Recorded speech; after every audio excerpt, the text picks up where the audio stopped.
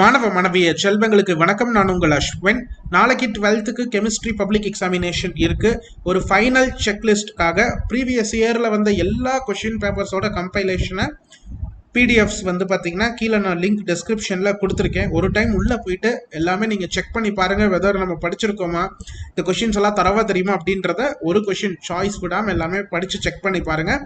Suppose இதில் இருக்கிறது ஏதாவது நீங்கள் படிக்காமல் இருந்தீங்கன்னா தயவு செஞ்சு மறுபடியும் போய் படிங்க. ஏன்னா அட்லீஸ்ட் நமக்கு வந்து ஒரு 3-4 கொஷின்ஸாவது வந்து ப்ரீவியஸ் இயர்ல இருந்து எல்லாத்துல இருந்துமே வந்து பாத்தீங்கன்னா நமக்கு ரிப்பீட் ஆகும். Not just lost year question, நீங்க வந்து ப்ரீவியஸ் இயர்ல 2020ல சிலபஸ் மாறுச்சு இல்லையா, அப்ப இருந்து வந்த எல்லா கொஸ்டின்ஸும் பாருங்க. இப்ப நீங்க பாத்துட்டு இருக்கிற 2023 மார்ச்ல நடந்தது, அதே மாதிரியே ஜூலை 2022ல நடந்தது, அதே போல மே 2022ல நடந்தது, அதே மாதிரி உங்களுக்கு வந்து பாத்தீங்கன்னா இப்ப ஜூன் 2023ல வந்து அந்த சப்ளிமெண்டரி எக்ஸாம் பேப்பரை இன்க்ளூட் பண்ணிடுறேன்.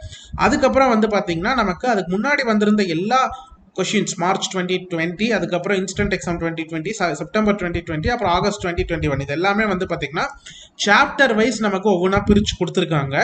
இந்த மெட்டீரியல் வந்து ப்ரொவைட் பண்ணியிருக்காங்க.